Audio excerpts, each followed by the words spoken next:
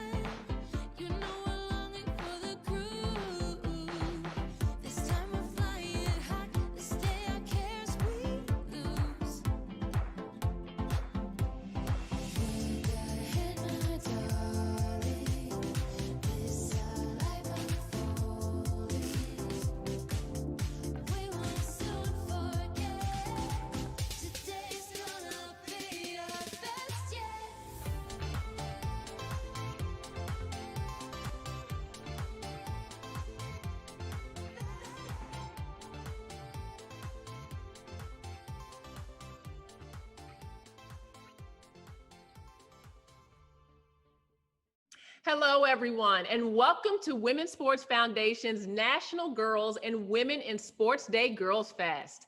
I am one of your hosts, LaChina Robinson, along with the president of the Women's Sports Foundation, none other than Phaidra Knight, and my fellow sports analyst, the one and only Pepper Persley. It is so great to see you guys today. It is so great to see you too, LaChina. I'm so excited to be here and hosting with you and Pepper. And hey, Pepper, we're so glad you could fit this into your busy schedule, with your schoolwork and your budding broadcast career. What grade are you in these days? Well, Phaedra, truth be told, I am a fourth grader right now, and I'm so honored to be co-hosting with you and LaChina. LaChina, your broadcasting career is an inspiration to me, and thanks to you, Phaedra, I can say that I spent this afternoon with the presidents. That's awesome. Well, thanks for that, Pepper. I'm indeed proud to be the president of the Women's Sports Foundation and thrilled to join you and LaChina and everyone tuning in. Welcome, everyone. Well, let me just say that I'm a little jealous because we have President Phaedra and Pepper. My name does not begin with a P. I am the oddball. We'll work on getting me a nickname sometime this afternoon. Today's a momentous day, guys. It marks the 35th annual National Girls and Women in Sports Day. Today, we continue the essential mission of striving for equal opportunity for all girls and women in sports. Together, we lead her forward, girl power.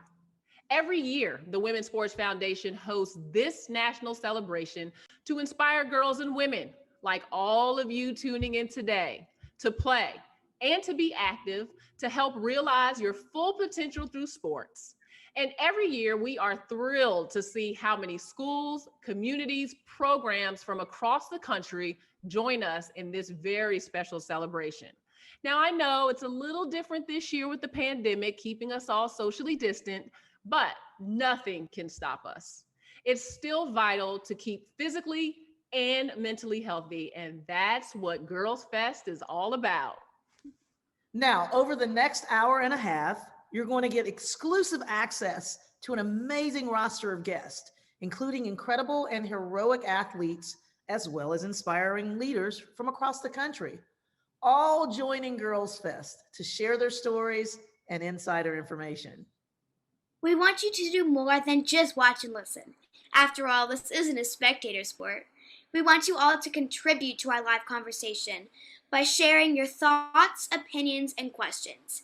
And we'll wrap up Girls Fest today with a conversation by girls for girls, which I'm super excited to be hosting. Pepper, I cannot wait for your panel. We have so much fun in store, and everything we do today is meant to celebrate you and inspire you. You can and you will have a big impact in this world. You and all your friends too. We see you out there. And together we can inspire every girl to play, to compete, and to lead. Let's get started. It's giving back to the next generation because they are the future.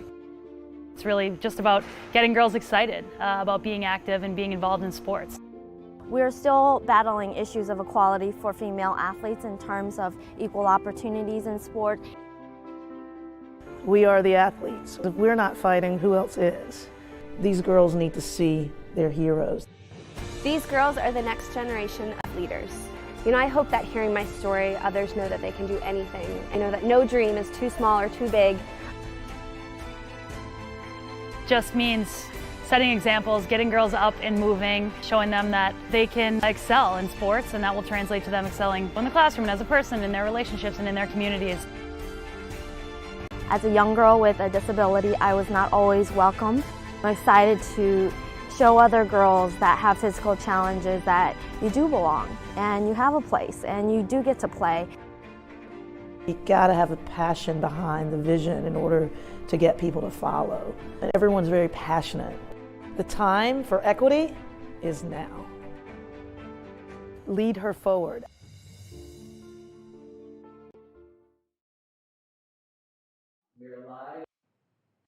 Girls, we don't want you to just watch Girls Fest. We would love for you to participate. We'll have 4 poll questions pop up onto the screen throughout the night. You can easily submit your answers using your phone or your computer. We'll post a link in the chat, or you can scan the QR code at the top of the poll screen.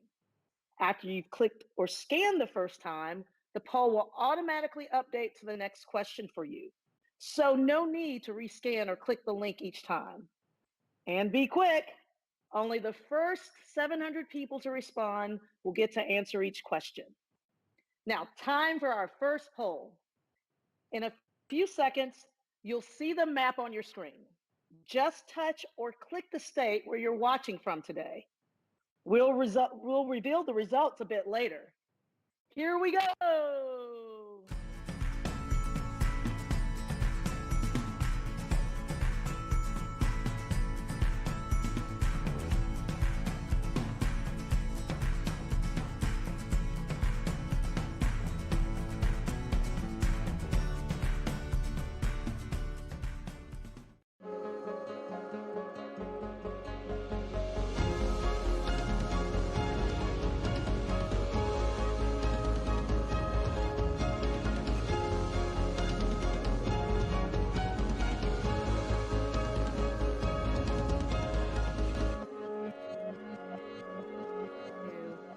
Go. All right, so hopefully you got your responses into the poll, and I am super excited to kick things off.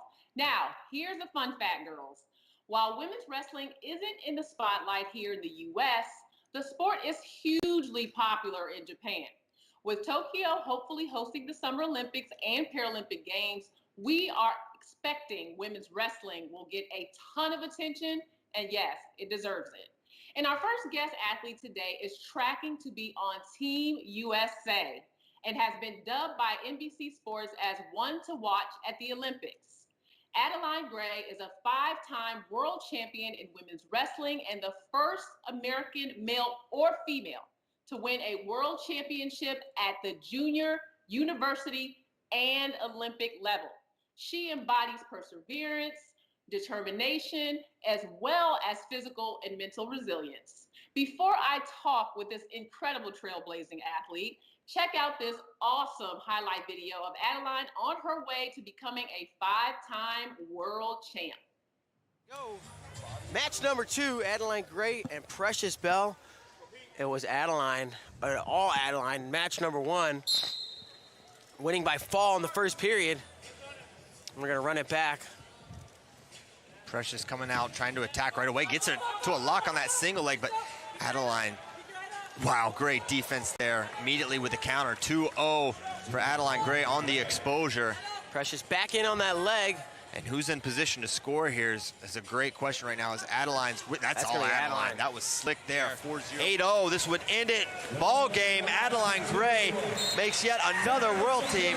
She's headed to Kazakhstan. Back to the World Championship center from the New York Athletic Club, Adeline Gray.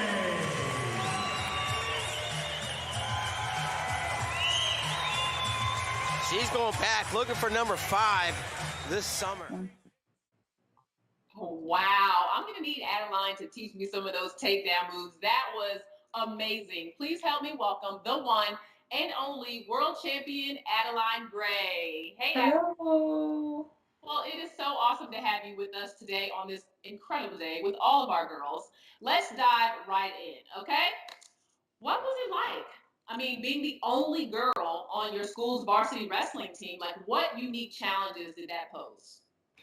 You know, overall, it was a good experience for sure. I was the only girl in varsity for a number of years, and I was part of the team. I tried out like everyone else, and I was able to make the team. There also were some challenges. They didn't have uniforms for us, so my uniform had to be specially made just to be a little bit higher in the chest and the armpits.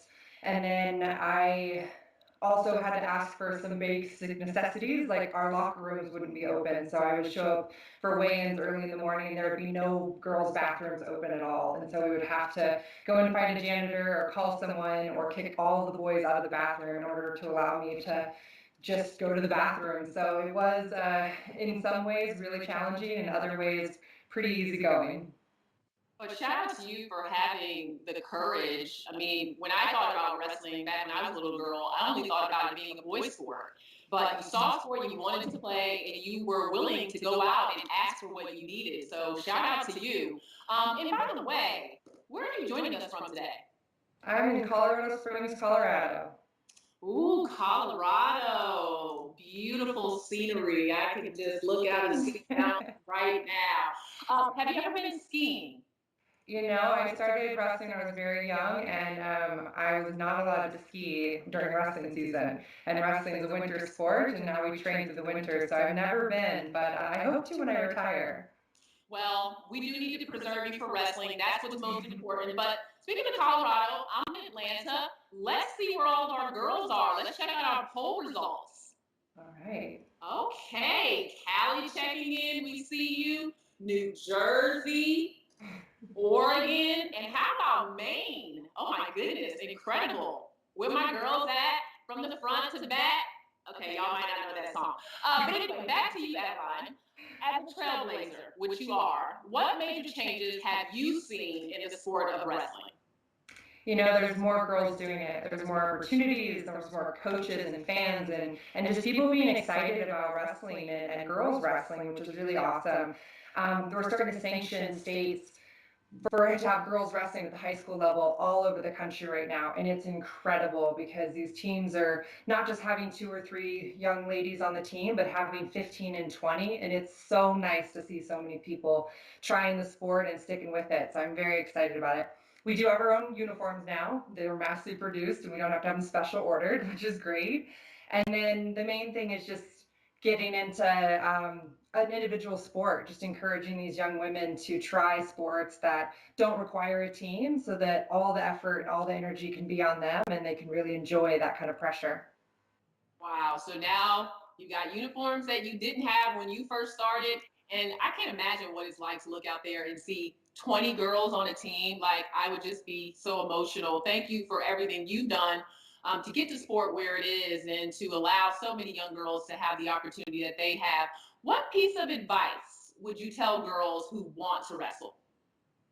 I would tell them to go out there and try it. Grab your sister, grab your friend, grab someone to go out to practice and just give it a go. And at the very beginning of wrestling practice, it's usually a lot of gymnastics and just some like basic workout stuff. And then you get into wrestling on the mat. You could actually take somebody down. I found it very enjoyable to just learn how incredible our bodies are and kind of use wrestling as a way to be combative, but also get to enjoy the strength and power and quickness that you develop through all the techniques that you use. Wow, a lot to learn. I heard gymnastics in there. It's interesting how sports kind of overlap sometimes, but the key is it's just like anything else you take on in life. You slowly get better. You might not be good at it right away, right? Because that's something I think that discourages girls from participating in sport. You go and you're like, oh, I'm not good. Well, no one's good at anything when they first start, but the more you try it and the more you put yourself out there, you can get better and maybe be a world champion like Adeline one day. Yeah, all right. Wrestling is definitely an art. It's something that you don't always pick up the first or second year. It takes a long time to develop those skills. Yeah, well, we are glad that you stuck with it. And how about we close with this? Share your motto. What is Adeline's motto for life, for sport? Share it with our girls. My motto is success doesn't happen overnight. Start now, start young, and be great later. So good, get out there, try some sports, and enjoy this day. We're celebrating the fact that we get to use our bodies to play sports and embrace the fact that we are women out here. So yay, thank you guys. Oh, well, thank you so much for joining Girls Fest, Adeline. We hope to see you in Tokyo. I'll be there. Thank you. All right, before we go any further, we would like to thank our WSF national partners, Athleta, ESPNW, Gatorade, NBC Sports Group, and Yahoo Sports. And our NGWSD signature partners, Dick's Sporting Goods, Girl Up, and the WNBA. So we heard a lot from Adeline. A couple things that stood out to me is if you want to play a sport, you got to start with trying it. Don't be afraid to ask for what you need. Another locker room, a different uniform. And the third thing is because Adeline decided to be courageous and step out there and try something, now there's so many more girls in sport with the opportunity to wrestle. So if you can see her, you can be her. A lot of young girls have seen Adeline, and now they are playing the favorite sport of wrestling. All right, this next segment would have been helpful to me when I was a young girl, for sure, dreaming of being a college athlete. Get ready to talk college sports with Phaidra, Pepper, and their special guest.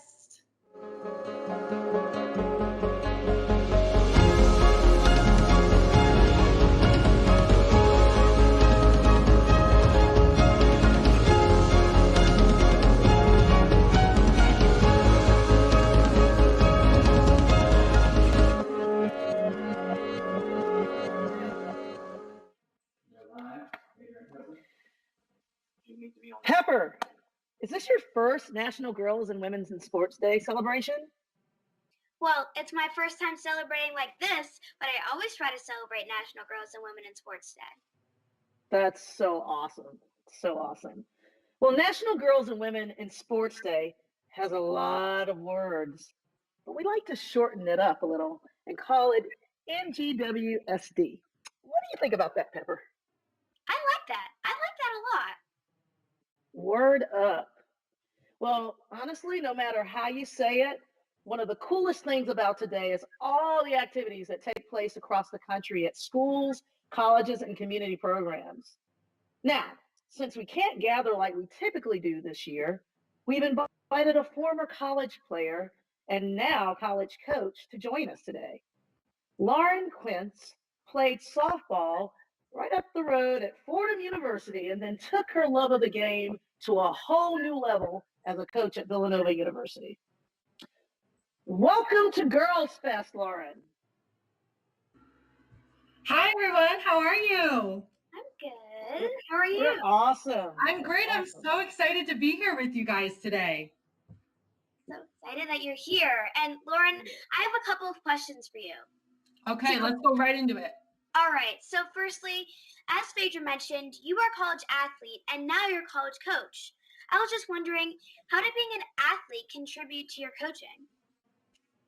Well, that's a really good question, Pepper, because I think I learned a lot as an athlete that I was able to transition over into my coaching career. But I'll tell you the most valuable one, and that was learning how to communicate with people who had different opinions, people who came from different backgrounds, and people who had different personalities than myself. I learned that as a college athlete. I learned it as an athlete when I was, even 10 and 12 years old. But I was able to transition that into coaching. And I think that was one of the most important skills to have as a coach, because now I'm trying to teach athletes, different things when it comes to softball. And I got to understand that it's not cookie cutter. Not everyone reacts the same way to the direction or speech that you give them. So being able to communicate effectively and switch up my approach if I need to was one of the most important skills that being an athlete taught me about being a coach. That makes a lot of sense. Thank you so much for sharing. Now, my second question for you is, what do college coaches look for in a young athlete when recruiting them to play in college? So, all right, listen in, because I'm going to give you all my secrets. Okay, so there are a few things that I look for when recruiting an athlete. First and foremost, do they have a love for the game? Do they want to be there, right? And I think you can tell that, for me, as soon as you stroll up to the field, you can see that. The next thing I look for is grit and heart. And that's tough to find, but we often find that when the athlete's being challenged, let's go softball terms, you're 0 for 3 with 3 strikeouts. How does the athlete get back up in the saddle and get ready to attack? Do they have that grit and heart? And the last thing that I always try to pay attention to is how the athlete interacts with their teammates, their coaches, and their parents and family. That will tell you a lot about someone's character, which is really important when you're recruiting people, to know that. Because a college team is like a family, right? And you want to have good people in that family. Oh, for sure. 100%. You spend a lot of time together, so you got to know what you're getting, man. All right. I've got a question for you, Lauren and Phaidra. You're both athletes, so do you think it's ever too late to pick up a sport? All right, Phaidra, do you want me to go first? You got it, Lauren. All right, I'm taking it and running with it. Literally, no, I do not think it is ever too late to pick up a sport, no matter if you're picking it up with professional and Olympic aspirations or if you're just picking it up as a hobby. Let me tell you a quick story, and I'm going to make it quick. When I was deciding that I wanted to play softball, I think one of the main reasons why I wanted to play softball was because there was limited running in the sport. You could hit it really far and jog, and that's what I like to do. Now let's fast forward 2018, I graduate college. You're never going to guess what sport I picked up. I picked up running, out of all things. And in 2019, I completed my first half marathon, the Philadelphia Half Marathon. So, thank you. If I can pick up running, and I by no means had the tools or the greatest facilities to train in or even a coach. If I can pick that up, you can do anything you set your mind to. Never limit yourself for others, for sure. So final answer, no. It's never too late. That's right. You're right on with that, Lauren. I completely agree with you. And, you know, my story is very similar. I started playing rugby at the age of 22 in law school. And I was able to carve out a spectacular career in the sport. And now, well, once I retired, I decided, I can't stand this. I want to get back into the game. And so I started doing MMA at the age, or training for MMA at the age of 44. So 45, actually. So it's never, ever, ever too late. You know, age is a number and a mindset. And so when you can put your head to it and you put your body to it and you have the will to do, hey, nothing's impossible. Wow. Amen. What great advice and what great stories. Thank you both for sharing. No problem, Pepper. Now, Lauren, I have a question for you. I understand you got some help from the Women's Sports Foundation on your way to becoming a coach. Can you just tell us a little bit about that? Of course. I mean, honestly, I could probably tell you a little bit about that for 2 hours, but I know we're on a time crunch here. So I was lucky enough to be one of the inaugural members of the Tara Vanderveer Fund for Women in Advancement and Coaching. And I got to give a big thank you to the Women's Sports Foundation, Coach Vanderveer, and Villanova for putting this together, because it was just another opportunity for women to stay involved in their sport post-competition or post-college competition for me. But what was really cool about this opportunity for me was that I learned that there's more than one route to staying involved in your sport. And let me explain what I mean by that. Is that I was the Villanova softball director of operations. Okay, so that's not on-field coaching. A lot of times when we think about staying involved in our sport, it means either being an athlete or being an on-the-field coach. But with the help of this fund, I was able to actually explore the other routes. So you can stay engaged in your sport if you want to be the team manager, if you want to be up at the higher level in operations, if you want to be a broadcast analyst, right? If you want to be a mental game coach, if you want to be in the weight room coach, there's so many different routes you can take to stay engaged with sports. And I think that was the coolest part. And I'm so lucky and blessed to be a part of that. That is pretty outstanding. And thank God for this Tara Vanderveer Fellowship, because you brought up so many different avenues that maybe people aren't really thinking about. But yeah, that's just tremendous. Look, Lauren, we cannot thank you enough for visiting our Girls Fest and really helping us to celebrate NGWSD. Thank you so much. Thank you guys. This is awesome. This is awesome.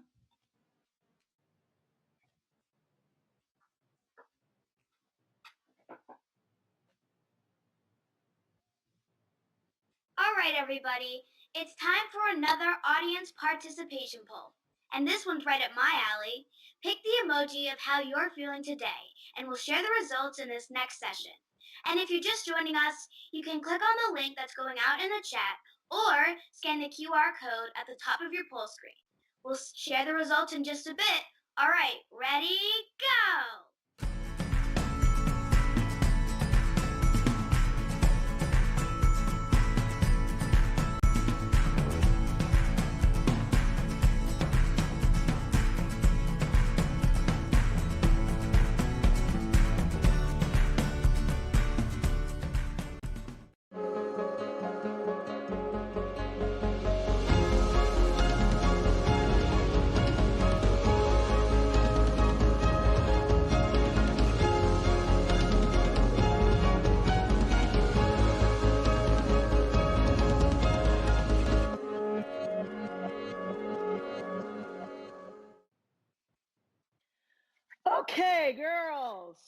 with the 2021 Olympic and Paralympic Games hopefully coming soon, I'm so excited to talk with some really amazing athletes training to compete in Tokyo on the world stage. But before we meet our guest, take a look at how the Women's Sports Foundation and Gatorade support up-and-coming athletes in fulfilling their dreams.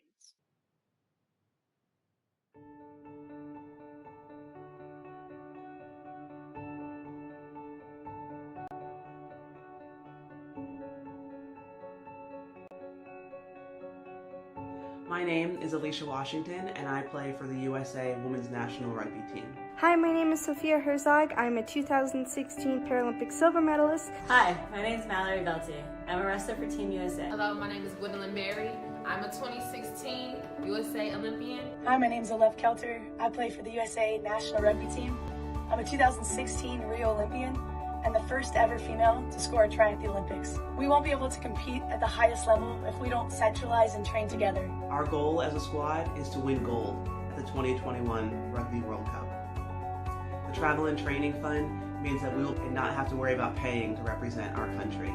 It's going to be so important to me this year since it's a games year, and I'm going to use it towards getting myself to trials next year in April so I can just hopefully make the 2021 Paralympic team that's going to Tokyo next year. It has been really tough for a lot of athletes. I know with COVID, our incomes have been reduced. This grant will just help everyone's pursuit to the podium. This gap year between 2020 and 2021 has proven difficult for all athletes. I want to thank the Women's Sports Foundation, the Travel and Training Fund, and Gatorade for their work in advancing and growing women's sports. For their unrelenting support. For your continued support and belief in us. Thank you for choosing me, thank you for believing in me, and thank you for supporting me. It means the world to us. Go USA! Strong. Oh, wow. That is such an inspiring video. Now, please help me welcome our next panel of awesome athletes. First up, we have a swimming silver medalist and 5-time world champion medalist. Meet Paralympian Sophia Herzog. Hi. Hey, Sophia. Now, also joining us is the Women's Rugby Sevens team co-captain and gold medalist. Let's give it up for Team USA's Nicole Heverland. Hello. What's up, Nicole? And last but certainly not least, we have USA Women's Rugby Sevens team member and gold medalist Naya On Fire Tapper. Hi, everybody. It's so great to have the three of you join me today. And having so much rugby goodness on one screen makes it even better. Now, let's start with a fun game that you might remember from teenage sleepovers or maybe long bus rides with your teammates. Never have I ever. Ladies, you know the deal. The game only works if you're honest. And we're all family here anyway, so don't hold back. Now, raise your hand if you have done any of the following. Are you ready? Yes. Well, let's get started. Have you ever prank on a coach or teammate? Naya. Okay, so everybody doesn't have the same humor as me, but for this tournament, the roommate that I had, my teammate TT, she has the exact same humor. So you had to be there to fully get the full experience. But I thought it was a good idea to fake sleep talk. And of course, in the sleep talk, I was saying some outrageous things. And she had a glimpse of time where she was like, Naya, you're lying. You always do this. But then I just kind of stuck with it. And she's like, she's really saying this stuff in her sleep. And I was so excited inside because she was actually falling for it. And then in the morning, she was telling me about it. And I was like, gotcha. I think I've been on the receiving end of some of your pranks too. So I feel for TT. All right. The next one up. Have you ever tried a different sport and was terrible at it? Let's see. Let's go with Nicole. Nothing comes to mind. I didn't try swimming when I was young. I grew up kind of being a little tomboy, so I didn't really want to wear the outfit, but now I would love to try it. I feel like I would sink though. No, I grew up doing mostly every sport. I skied, I played softball, I ran track, played soccer. Now I'm on the rugby team for the national USA women's team, and yeah, I've enjoyed every single sport that I've done, even lacrosse. So basically what you're saying is that you've been terrible at nothing. And you make us all feel really, really shameful. Thank you, Nicole. Thank you. Now, have any of you gone fly fishing? Sophia. I have. My boyfriend was a fly fisherman guide. So through the summers, we do a ton of fly fishing. Wow, that's awesome. Well, we're going to move on from that game of never have I ever. But I tell you what, I feel like I know you gals so much better, even the rugby compadres. I thought I knew you. I thought I knew everything about you, but clearly I don't. So let's check out the results from our last poll to see how everyone is feeling, at least as far as an emoji can tell. All righty, let's see. We got some strong feeling ladies at 45%. And then we got some party animals here, 35%. And then coming in the whopping last, we got winners. But you know what? We're all winners here. So, hey, it's all good. It's all good. All right, now back to the action. Let's tackle some questions about training and competing on the road to Tokyo.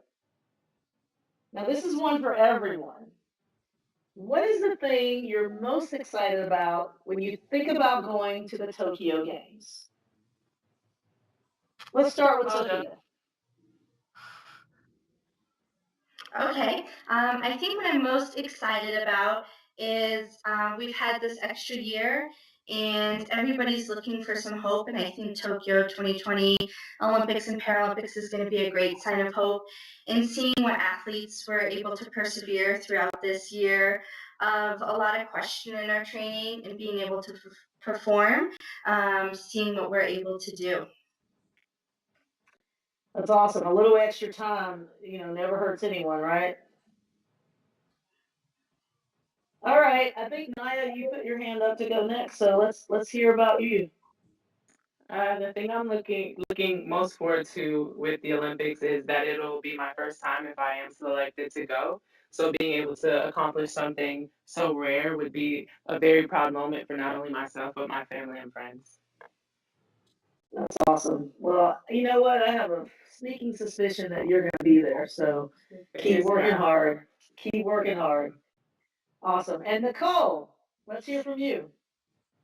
Yeah, for me, the most exciting thing to go to the Olympics if I'm selected would be, potentially being one of those athletes that I watched when I was younger.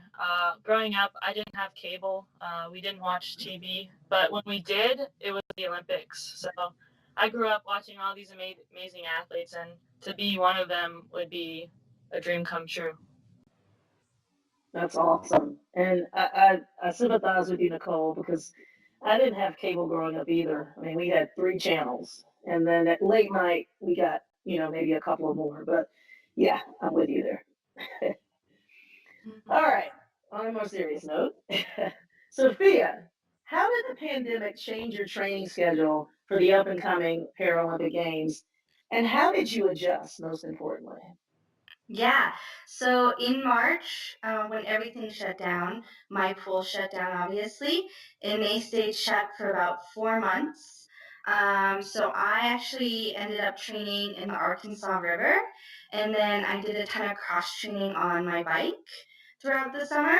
and then they opened back up in the fall. So I've been training then, but it's a public rec center, so it gets a little spotty every once in a while when the cases go up in my county.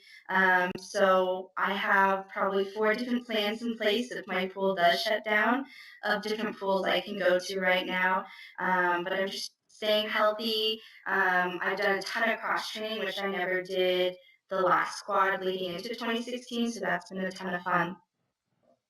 Wait a minute. You trained in the river? I did, yes. It wasn't like a ton of actual swimming. It was just a huge mental challenge for me. As a swimmer, we lose our feel of the water about probably 5 days into not swimming. So being out of the water for 4 months, I was pretty far behind, as a lot of swimmers were. So I just kind of honestly just played in the river, ice cold. I brought my fins, just to try and get that feel keeping there. So it wouldn't go totally away when the pool did open and I was able to regain my training again. That's pretty awesome. That's called some improvisation like I've never seen. So good for you. Thank Nicole, you. Nicole, how did you build up to the Olympics? And how do you motivate the team? Great question. Everyone likes to think that the Olympics are different from our actual tournament, but for me, I treat it as the same as if it was a tournament that we were going to, say in a couple weeks. I like to just control what I can control at training and bring my best foot forward. So if I can be myself, Nicole Haviland, each day, just get like a 1% better, then I'm happy with myself, and that's how I train for the Olympics. And then how do I motivate my teammates?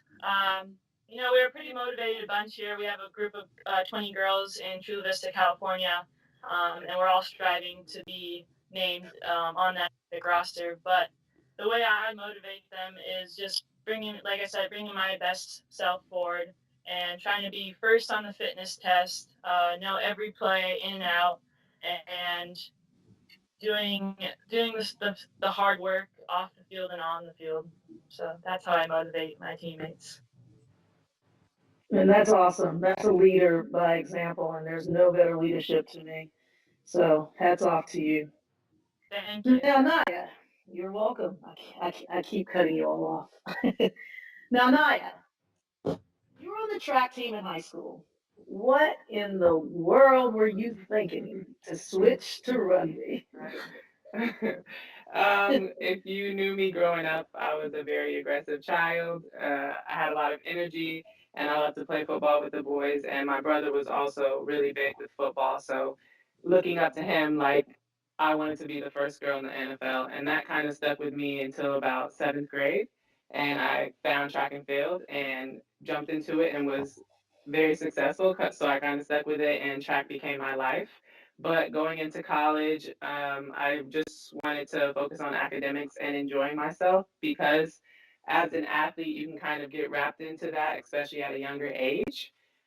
But that wasn't the case once I got to school. I ended up deciding that I wanted to do something involved with sports, but not track, just because I kind of got bored of running in a straight line all the time and wanted something that was a little more interactive and that required more skills. And that's where I found rugby. Well, I think you've done better than the NFL, being the first woman. You're playing awesome sport, rugby. Let me tell you all, the one person that was the hardest for me to ever tackle was Naya. Naya Tapper. So there you go. Okay. Listen. I would agree So, with that. yeah, right, Nicole? Impossible. Sophia, Nicole, and Naya, listen, I want to thank you for joining our Girls Fest today and for sharing some inside scoop with me and all the girls watching. Thank you so much for having me. Bye. Bye. Bye.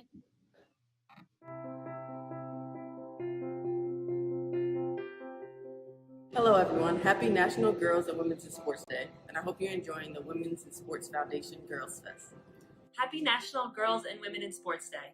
Today we celebrate athletes across the country. Girls just like you. Sports have played a huge role in my life. I've learned to cooperate with others, and it definitely built my self-esteem as a kid. I'm proud to be an athlete and grateful to play the sport I love. I'm so proud to stand on this day that celebrates the strong and dedicated girls and women you are, playing the sports that you love. Thank you for joining me and the Women's Sports Foundation in celebrating the 35th anniversary of the National Girls and Women's in Sports Day. I hope you're enjoying the Girls Fest. Continue to be the change and lead her forward.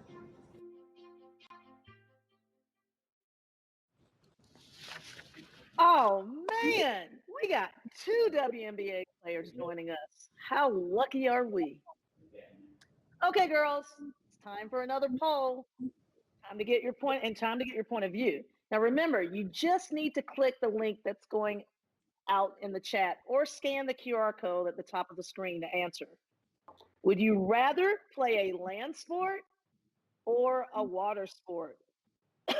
Land sport. Select your answer and we'll share the results soon.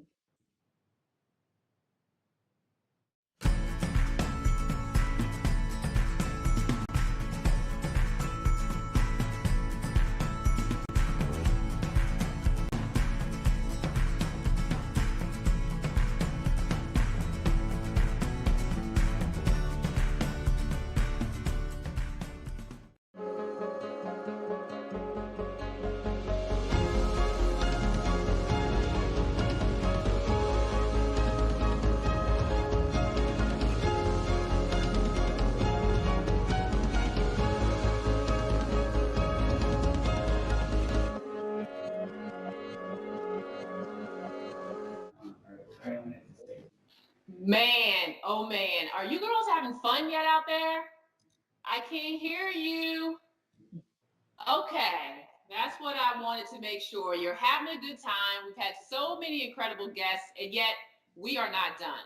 I feel like we should be playing some loud, big, stadium rocking music to kick off this next session. You know what I mean, Phaidra?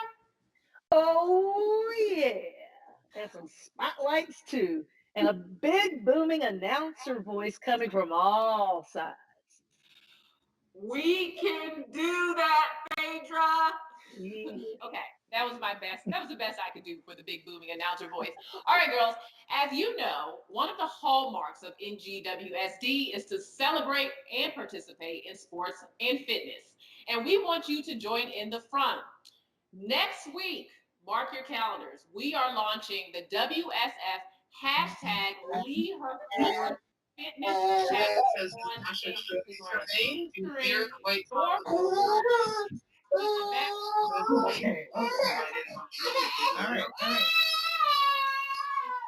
Challenge that they specifically designed for girls. And you are hearing it here first. Major announcement. So, you know what time it is. Let's meet our team captains.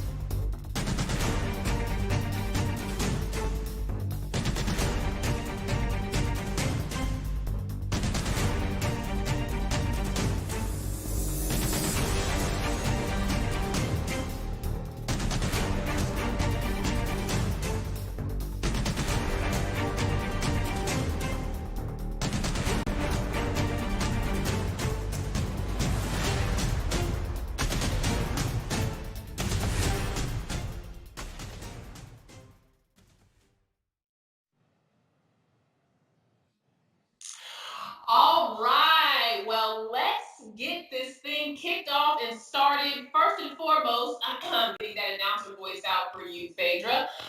2014 Winter Olympic Games gold medalist and 6-time U.S. champion ice dancer, Meryl Davis. Hi, everyone. Hey. Hey. We got 2014 Winter Olympic Games bronze medalist, bobsledder Asia Evans. Hello, everyone. Happy National Girls and Women in Sports Day. Hey, Asia. All right, we also have with us 13-time, that's right, I said 13, like 1-3, like teenager. 13-time Paralympic gold medalist swimmer, Jessica Long. Hey, Jessica. Hey, hi, friends. And Hey.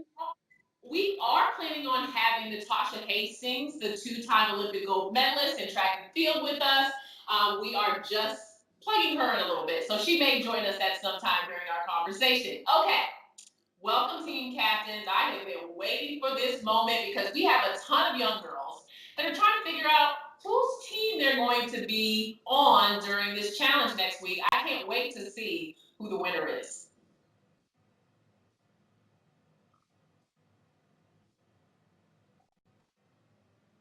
Now, okay, girls out there, this is how the WSF Fitness Challenge is going to work. Meryl's going to kick things off on Monday with her challenge, followed by Asia on Thursday. Then the following week, we'll have Jessica on Monday and Natasha closing it out on Thursday. Each captain will record themselves performing one exercise in honor of the 35th Annual National Girls and Women in Sports Day. We're talking world-class athletes from different sports competing against each other. Yo, this is gonna be good. Now, team captains, tell the girls about your personal fitness challenge and why you picked it. How does it help you train for your sport? Meryl, start us off. Okay, hi everyone. I'm excited because I'm going to be doing my favorite circuit. So we're going to be doing 3 short sprints, followed by lateral band steps, 5 times each side, followed by 35 jumping jacks, and we'll go through 2 or 3 times. So it's fun. It's going to be a lot. We'll do it to some awesome music, some inspiring music, and Meryl. Bands, sprints, jumping jacks, all of that I am in for. The word circuit usually scares me a little bit, but after you broke it down, I think I'm in, Meryl. All right. Very doable. Very doable, yes. Asia, what's your fitness challenge and why? I am excited to hit this fitness challenge by tackling our core and abs. We're doing 35 crunches. Core is such an intricate part of what I do. Being a bobsledder, I have to push a very heavy sled as fast as possible, and having my core tight helps everything to work out together and me to have that power and explosiveness that I need to have. So we're going to get in some great abs. Get those. I know everyone's been quarantining, probably eating a lot of snacks like myself, so we're going to handle all of that. Y'all better get ready for that. Now, Jessica, tell us what you got. Hi, friends. I am so excited. I am doing dips for my exercise. I was born without my legs, and I rely so much on my arms for swimming, my sport. So we're going to be going through dips and really working the triceps to have a really strong and powerful upper body. Ooh, and we know how important the upper body is when it comes to the water sports. I always, when I was trying to do my swimming, my upper body would sink a little bit. I had strong legs though, but I definitely needed to work a little bit more of that upper body. And Natasha, we are so happy to have you with us, and Liam as well. Welcome. Tell us about your personal fitness challenge and why you picked it. Hi, sorry I'm late to the party, but I'm here. We will be, he's here too, but I almost got him. We will be doing squats. Now, I am a runner and he wants to be a part of the party. Obviously, legs and glutes and even a little bit of core is very, very important, making sure to keep everything engaged. In fact, before some of my races in college, I used to squat one of my teammates on my back. So squats is one of my absolute favorite get you right, get you ready workouts. Wait, you squatted one of your teammates on your back? Sure did. About 5 minutes before I got on track. Smallest teammate or your tallest teammate or your what kind of weight are we talking about here? She was about probably like 130 pounds. That is impressive. That's amazing. Yeah. I love That it. sounds incredible. Well, we hope when we're done with all of these challenges that we'll be able to put one of our teammates on our back and do some squatting. I'm now excited to get to the gym, and I'm going to need to. I'm going to be able to squat with someone on my shoulders. Now, I know our captains have some strong opinions about our last poll that may only add a little fuel to the fire of this whole competition. And yes, this is a competition. So let's settle the age-old question from our poll. Land sport or water sport? The results are in, and boy, land sports by a landslide. Wow. Really taking off. All right, girls, we've heard you, so you're all about the land sport. It seems that we've got team captains divided. We've now got a small division between team and land, team land and team water, but we're going to try to fix that. Go land sport, go land sport, go land sport. Okay. Meryl, I'm gonna say I think you're a winner either way. I mean, Yeah. I don't you know are if I'm skating. land or water, to be honest. Well, you're skating on water technically, but you could always, associate it with land because it's, a surface, so a hard I'll surface. take whichever the winner was. I'll just go with whichever one won the bowl. So. Smart. Very, very smart. Go with the winner in there. All right. All hashtag Lead Her Forward Fitness Challenge videos will be posted to the Women's Sports Foundation's Instagram story. You can find it at the Women's Sports Foundation with no spaces, WOMENSPORTSFOUNDATION.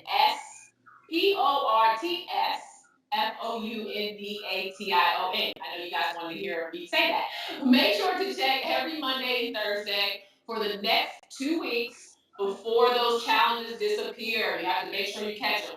You can also find each athlete's video on her own Instagram page, and don't just watch the videos. That's right. We want to hear your voices. We know you're probably not shy about posting, right? Now, first, watch each captain's fitness challenge on Instagram. Then get active. Take part in each team captain's challenge, and make sure to snap a photo or video of you participating, because the final step is to post your own Instagram using hashtag LeadHerForward and hashtag NGWSD. Captains, good luck leading your teams, and we'll see you out there. We're all human beings and we care about a lot of things, and it's important to speak out using your voice for good and making a difference. Sport gives individuals a platform, and you have to use your platform to help make not only the sport better, but life in general better. I'm going to use that platform to talk about issues that directly impact me as a gay Black woman. Trans rights are human rights. I have to do what I do because there are young people involved. That is why I speak with sport. I speak with purpose, compassion, pride. I speak with equality, With my heart, with my head held high, to fight for accessibility. I speak for those who couldn't. I speak for those who will. Who will. Who will. Now I think we're at a place where we're using our voices to speak what our heart wants to say. It's up to me and the rest of my teammates to continue to just fight for what's right. To go all in and reach my highest potential in life. Let's keep pushing forward, keep breaking new ground. Equality can't wait. Together, we can ignite a movement that transcends sports. Let's stop chasing equality and start living it fully. That is why I speak with sport. Welcome back. Our next group of athletes have all taken on challenges with ingenuity, determination, and grit. They have each bravely chose to speak with sport to make a positive change in their communities.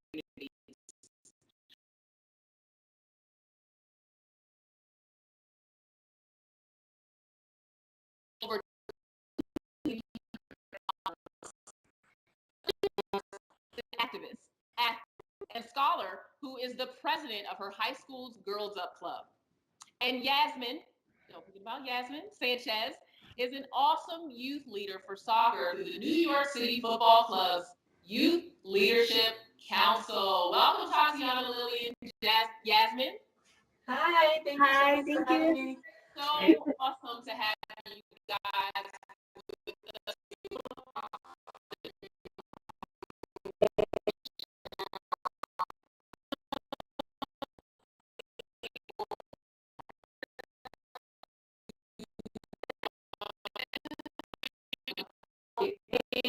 Rising. Talk to us about that passion and your drive. The film is more a recent example, but your advocacy efforts started much earlier in high school, right?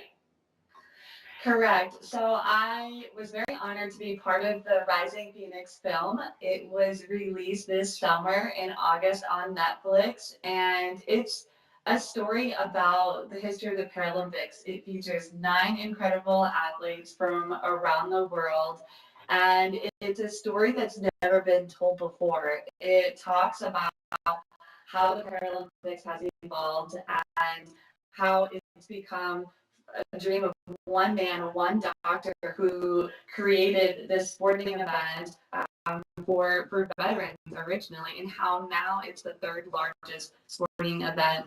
So it was incredible to be part of it, and my advocacy that I had in high school really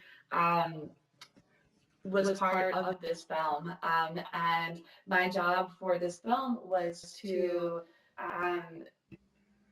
show how I wanted the film to be done and how I wanted people with disabilities to be portrayed. You know, sports is about normalizing disabilities. It's about normalizing acceptance and really building and understanding.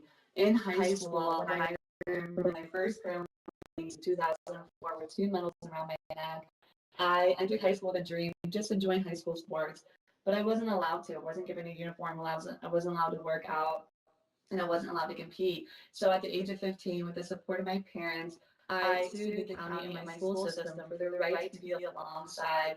And now we prevailed, and now it is federal law, and it mandates that any person with physical disability is allowed to participate in high school sports. It was a very hard thing to do, but I felt like with my voice and being an elite athlete and a woman, it was very important to do. Wow, that is so inspiring. And for all the girls that are listening, I know we all like to go of the Maryland Citizens Athletics Equity for Students Act. So now there is an actual law in place because of the work that Tatiana did. We are so grateful. And it reminds us all to stop and think about equal access and inclusivity for all. Lily, you played varsity sports throughout your high school years, as well as softball, soccer, basketball, and golf. I don't even know where you found the time. What motivated you to be an athlete and an activist at such a young age? Yeah, so me, I've always loved to move and around and jump around. Like as soon as I could bounce, I was we had a whole baby toy in the hallway where I just sat there and bounced. But I think my first instances of the intersection between sports and activism probably was in the 1st grade for me. And so I was at recess, we were in the gym that day because it was rainy or cold or something. And I remember where they were doing, and the other half of the gym was the boys getting ready to play basketball. And so I walked over to the line, getting ready to get picked for teams, and then this little 1st grade boy, he tells me, "You can't play with us because you're a girl." And I was like, "Excuse me? What?" And then I went and joined the girls basketball team at my school, and then I came back, at the end of the season, and they're like, "You can't play with us because you'll beat us." And so I experienced this crazy double standard and this feeling that I had to prove myself before I was even considered an athlete, and I just found that completely unfair. I was like, why does my gender have any bearing on my ability? And so I kind of carried that passion forward with me just through playing sports on my own and trying to get other girls involved in sports as well. And I think one thing I mentioned kind of, trying to do it in high heels and backwards. One thing that I want to do is really normalize female athletics. So it's not you're a female athlete, you're just an athlete. And so with my Girl Up Club, we started these workout Wednesdays during the pandemic. And they were probably one of the best and most impactful events I've been a part of. And we had an underclassman planning all of our workouts. And these were, I should mention, they were all on Zoom, open internationally. And we all just got together for an hour every Wednesday, and we all worked out. And then we probably spent an hour just talking afterwards. And that was something where we really got to create this experience for ourselves when all of our sports have been canceled by our district with COVID. And so I think that was another example of just putting ourselves out there as ourselves. And I guess it ended up being a statement, but it was kind of the thing like, oh, now y'all can't lift with us because you're going to like do more push-ups than we can. So yeah, I'd say that's like highlights of my story. Wow. And so you felt this, in a way, sense of rejection when you first tried to enter sport. You go away, you work on it, you come back, and it's like, okay, now you're better than us. But you found your own community, which I think is awesome through social media, and you have your own team and your own group that you can work out with, especially during the time where I think we've all needed it, right? Like during the pandemic, it's been tough to feel encouraged, but when you have other girls doing it with you, when you have a team of people that are working out, it tends to make it a lot easier. That is just incredible. I mean, your passion was truly the pathway to change. All right, Yasmin, you're a 2019 ESPN Billie Jean King Youth Leadership Award recipient. Congratulations. Thank you. I did an interview with our founder, Billie Jean King, talking about how you inspire her, which I can't even imagine, because she's Billie Jean King. Tell us what soccer means to you and how you're giving back through the sport. Yeah, of course. So I haven't gotten interested in soccer until, well, I was interested in middle school for a little bit, only because my brother had friends and his guy friends were playing soccer, and it was just me in the background. So I decided to join in. They were like, oh, they were very, inclusive. They're like, oh, just come play. We don't want you to just sit out. So I started playing, but thing is, my brother is a year older than me. So I was just playing with him and his friends, and the moment they graduated, I didn't have that same soccer community that I felt and I had that I didn't have because most of the people, or at least the girls that I knew, weren't as active. And it was for a good reason too, right? We don't promote this sports for women. We think about men doing all of these sports. So when I got into high school, I got into soccer more. And from there, I was introduced to SNL, which is Saturday Night Lights. And from there, I just started to get more into soccer, and it provided me with more opportunities to use the power of soccer, not just to play. Of course, you can play and have independence, have courage, be brave, leadership, everything. There's a lot that goes into soccer, but not only can you play it on the field, you can use it for outside the field. So you can teach people about health with soccer. You can teach people how to be inclusive with soccer for all ages, all genders, ethnicities, backgrounds, and stuff like that. So I decided to take a step forward and use soccer as my sort of platform for spreading social issues that's been going on inside my community. And tell us about the 5-week summer program for kids. Yes, soccer block. So in the Youth Leadership Council that I've been in for 3 years now, we started a program, Soccer Block. We started from the ground up. We separated it into 5 different themes. So budgeting, programming, listening all the kids, and who are we reaching out to, social media. So everything we did was from the ground up. We used a loose leaf. We did everything. We had everything planned out. And so for the next year, we were able to get budgeting. And we executed our program, our summer program, for 5 weeks. And it was intended for each week, we would focus on a different social issue. So one would be for violence, one would be for health, one would be for inclusivity, one would be for disability. So each week would be different. And the kids would play around with the cones, and we would say, okay, everyone go run with hop on one leg. So they would run and they would experience how it is to be not being able to do things that maybe somebody else doesn't have, like having a leg or having an arm or bad eye vision and stuff like that. So from there, we use that to tackle 5 different, completely different social issues and teach those to the kids while still playing soccer. So you came up with a curriculum, not just addressing the need for sport, but connecting sports to different issues so that you can teach inclusiveness and a lot of other lessons and things that we need to learn to be talking about. I just am so impressed by all of you. I mean, you didn't even stop at the no that you got right away for your own inclusion, but you all then went on and created an avenue for more girls to stay active. I mean, as high school athletes, or you guys are just driven to do more and to have a positive impact on your communities. I don't remember being that thoughtful, I guess, when I was in high school, but our work at the Women's Sports Foundation is driven by the belief that every girl can unlock her limitless potential and possibilities through sport. Thank you for sharing your stories, and what great examples you are for all of us. We've got girls of all ages, from grade school to high school, tuning in today for our Girl Fest. And like our guest, WSF believes that every girl at every age is limitless, and they have the power to impact this world for the better, possibly more than they even realize. Is there a piece of advice that each of you can share to encourage and inspire girls to help unlock their superpowers? Tatiana, let's start with you. I actually always believe that life isn't what you don't have, it's what you do with the gifts that you're given. I think that's so important. It's always been important to me because we always compare ourselves and thinking, well, that person has this, but I don't have that, but I want that.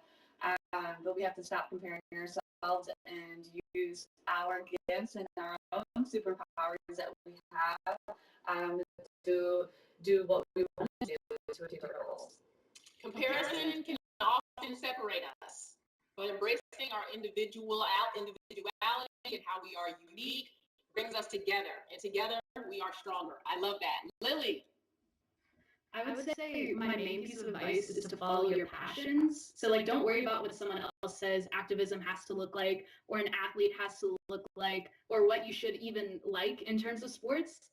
Like, do what you want to do, and that will inspire other people to follow you or to join you, to stand alongside you. And I think that's what's so important, is that if you have this position of leadership where you're some platform, like if you're up there along basketball, bring your friend, like put someone else there with you and just extend those opportunities, because people, they want to help you and they want to be helped too. So expand that opportunity, follow your passions. That would be my advice. So bringing others in, but also follow your unique voice. I remember when I was a young girl, at first I thought I wanted to be a cheerleader, and I realized I really only wanted to be a cheerleader because that's what my friends were doing. I eventually loved basketball, and that's where I really found my passion and got a greater commitment. And it was fine because, you know what? I would play basketball. My friends would cheer for me on the sidelines. We were still all in the same gym, but I just had to follow a sport that really was tugging at my own heart. And Yasmin, last but not least, advice that you could share to encourage and inspire girls to unlock their superpowers. So when I say that there's a way, just a plain simple sentence, there is a way. There's a lot of people that are going to tell you, no, you can't do this, no, you can't do that. Oh no, unfortunately, there are some rules, regulations. How are you going to do it? Where are you going to get started? But there is a way. You just need to be creative. Stay like Lily said, being passionate. If you're really passionate about something, you're gonna find a way, and there is a way. Probably not the easy way, not the best way, but it's gonna take some grit and power and perseverance just to get there. And so people are gonna see that once you start accomplishing and having some success in your path. So you can find it as long as there is no one stopping you. You will be right. So there are going to be people that say, no, it's not possible. To your point, there are going to be closed doors, but you have to keep fighting. And Billie Jean King is an excellent example of that. For sure. Someone that continued to fight, even with hearing people say no, or girls shouldn't have that, or they shouldn't be able to do that, or this is just for boys. We're telling you now, embrace your power, embrace your uniqueness, keep fighting for what you believe. You have a place in sport. I'll tell you what, that advice you guys just gave won't just help all the girls watching, but I'm going to get those over here whenever I go to advice. Thank you all for all that you are, all that you do for us. For all that, thank you guys. Thank you. Thank you. All right. So I'll be honest. When we first started to look at all of the list of panels for our Girls Fest event. This one was the one I was most excited about. It's a conversation by girls for girls, led by my girl, Pepper. And this is brought to you by Dick's Sporting Goods, a signature partner for NGWSD. We're so thrilled to be working with Dick's, which recently announced the Power Panel to give girls a voice within their company. Interested in apply at the application link added to the chat, or you can send an email to girlspowerpanel@dcsg.com for more information.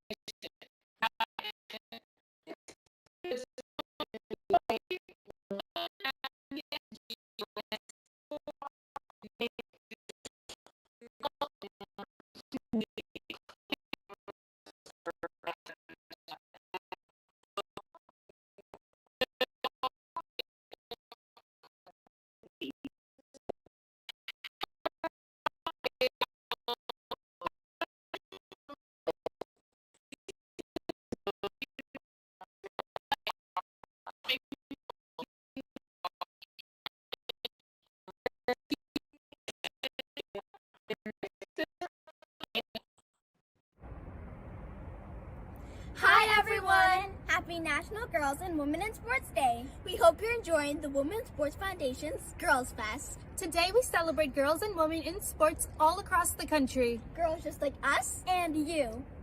Sports have played a huge role in our life. It has taught us self-motivation, time management, and good sportsmanship, and to never ever give up. We are proud and grateful to play the sports we love. Thank you again for joining us and the Women's Sports Foundation in celebrating the 35th anniversary of NGWSD. Continue to be the change and lead her forward. Welcome back, everyone. I am so excited for this session. In addition to my Girls Fest co-hosting duties, the Women's Sports Foundation asked me to help guide a conversation by girls for girls to talk about what we as girls feel about playing sport and how that impacts our lives, with girls who represent the wide diversity of kids we've got tuning in with us today. All right, here we go. Please welcome my very, very, very special guests for this panel today, Avery, Austin, Haley, Lily, and Maribel. Hi, everyone. All right, well, I'm super excited that I was able to put together this panel because you all are going to do amazing today and inspire so many girls. So I'm super excited that you all were able to join me today. All right, everybody, show fingers. How many sports do you each play? Wow, look at those numbers. I see ones, I see twos, I see a 3. Wow, that's impressive. All right, let's go around the circle. Which sports do you all play? How about Austin? You start. What do you play? I play tennis and basketball. Wow, those two sports. Well, do you have a favorite or do you love both of them the same amount? I honestly prefer basketball. Yeah, basketball is an amazing sport. I love it as well. And let's go next to Avery. What's your sport? I play soccer. Yes, I know that very well. I was on your soccer team last year, and you are such an amazing player. And I'm so glad you were able to join us today. All right, let's go next to Lily. What sports do you play? I play basketball and softball. Wow, those two sports are amazing. And I see we have another basketball player in here, which is so exciting. That's exciting for me because I love basketball, as some of you may know. All right, let's go next to Haley. What sports do you play? I play basketball and softball. Wow, same as Lily. I see that we've got some connections here. And next to Maribel, last but not least, what sports do you play? I play baseball, basketball, and dance. Wow, 3 sports, and both of them obviously keeping you happy and healthy. I'm so excited to hear that. All right, let's go to some more focused questions, starting with Austin. Why did you start playing sports and who encouraged you? Oh, I first started playing sports when my parents put me on a soccer team when I was 7 and 8. After that, when I was 9, I was put on a YMCA basketball team. And I just loved it so much that I just stuck with it over the years. Well, and was there anybody who encouraged you? I heard that you said your parents had put you on some of these teams, but was it only them, or were there other people who helped encourage you to play sports? It was mainly my parents. Yeah, that's amazing. Parent support has definitely helped me along my journey, and I'm glad to hear that that has helped you as well. All right, let's go to Haley. How do you balance sports, homework, school, and everything else you do?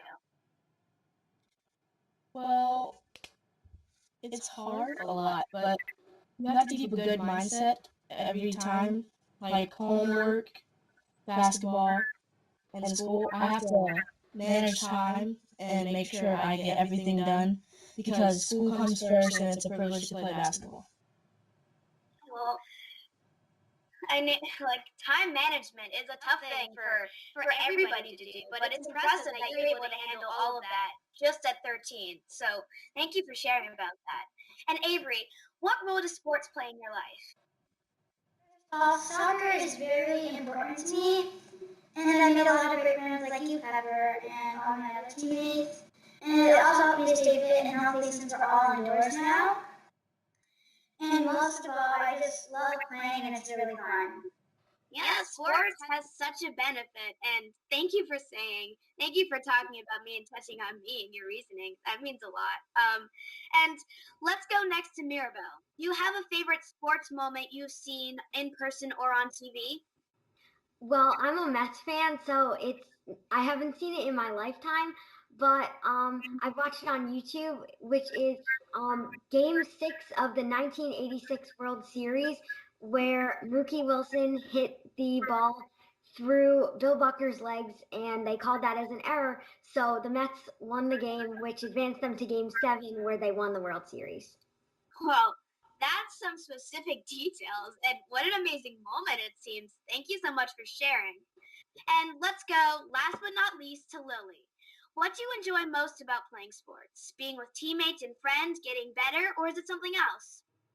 I enjoy just being active and having like a social life apart from my other friends from school and stuff.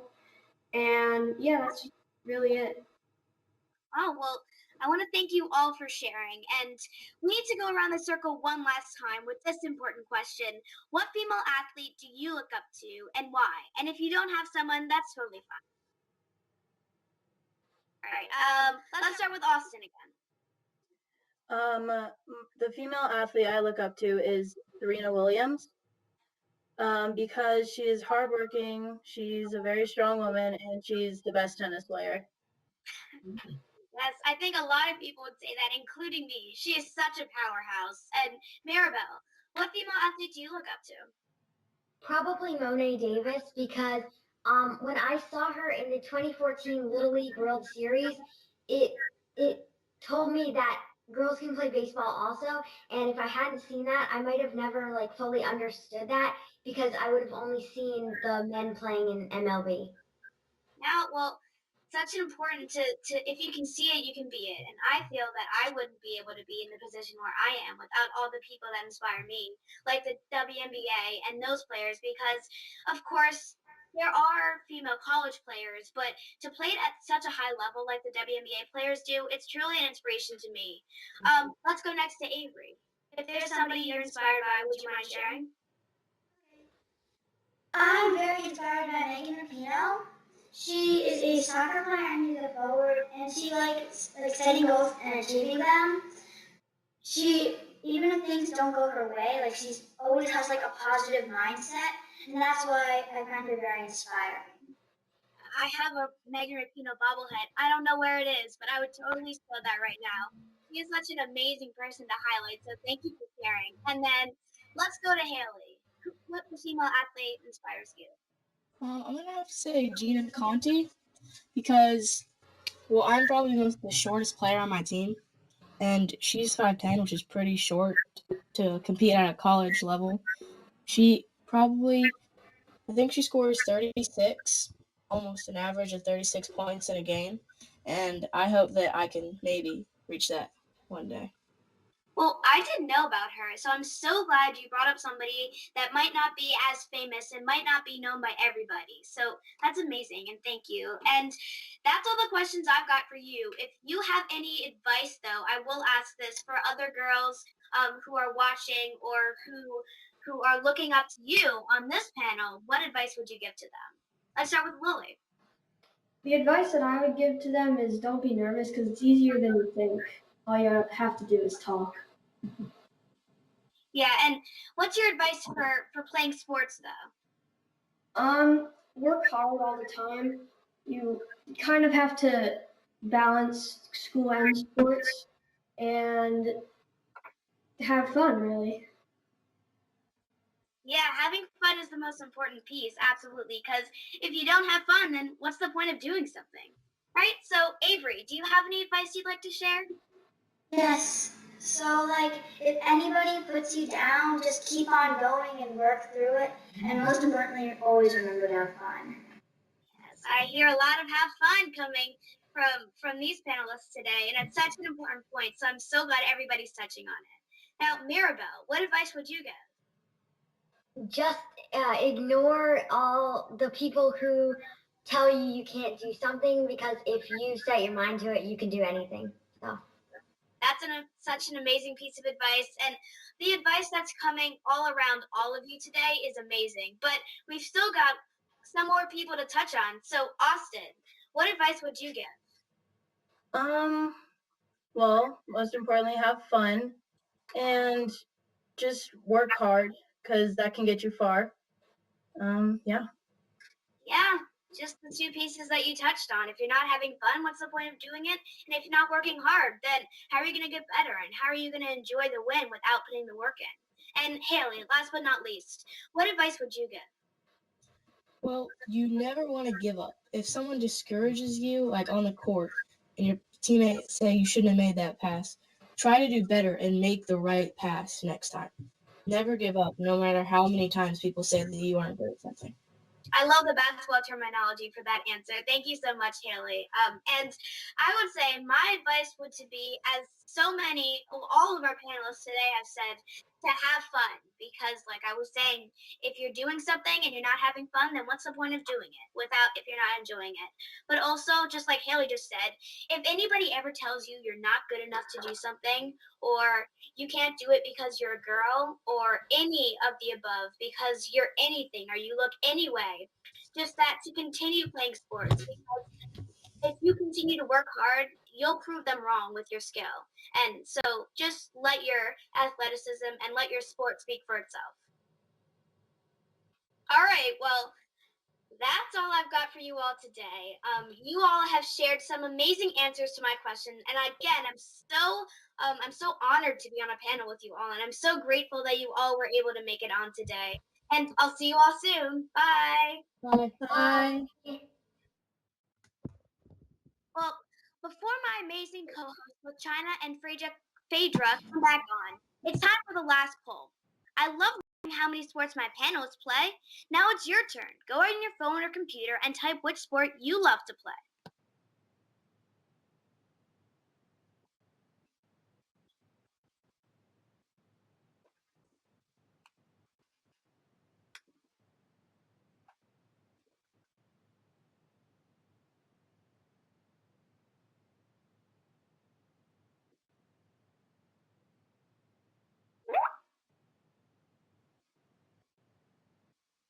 All right, well, I see basketball in there.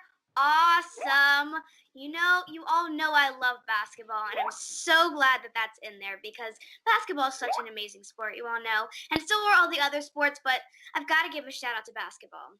All right, and then we've got fencing in there. Wow, that's amazing. And cross country, so interesting. And swimming. Swimming, we've got a lot of swimmers in here. That's amazing as well. And there are a lot of sports out there, and a lot of athletes playing all of them. I'm so grateful that the Women's Sports Foundation does all the work that they do for so many athletes, so we can all keep playing sports. They support, empower, and inspire me. Let me show you what I mean.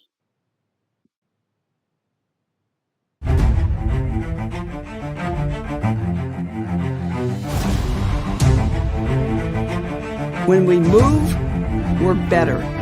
It's when we stand still that we're in trouble, for womankind and for humankind. We believe that having equal opportunity to be active and to play is the way we achieve our full potential. No matter who you are, who you love, where you live, you deserve the chance to move and to play. To use sport to unlock everything you want to be and all you want to do. We start today to change tomorrow so that every girl and woman can realize her power. Every game needs more girls. It's her time, it's our time. All girls, all women, all sports.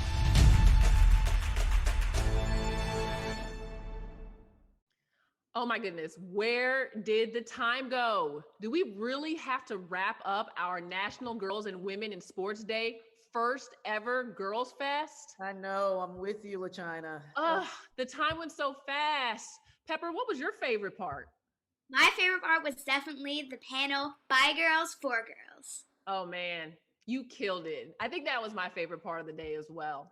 Well, the whole purpose of today's Girls Fest is to inspire all of you and to help girls everywhere to realize that there is great opportunity and potential waiting for you out in the world, and that sports can be an amazing path to getting to that potential. We would like to thank all the amazing athlete ambassadors and advocacy leaders who joined us to share their stories, ideas, and inspiration with us. And a big thank you to all of you, the girls, our girls, for your participation and for just being fabulous. You got that right, LaChina. A big shout out to all my girls. You were great virtual co-hosts today. And on behalf of the entire team at the Women's Sports Foundation, our thanks to you all for joining us today and celebrating National Girls and Women in Sports Day. Now, don't forget to check out the Women's Sports Foundation's hashtag Lead Her Forward Fitness Challenge, kicking off on Instagram next week. You can join our athlete ambassadors and join their teams by taking the challenge to stay mentally and physically fit. Follow the Women's Sports Foundation and ambassadors Jessica Long, Natasha Hastings, Meryl Davis, and Asia Evans to get started. You can do this. You got this. Be well, take care, and we look so forward to seeing you again. Bye. Bye.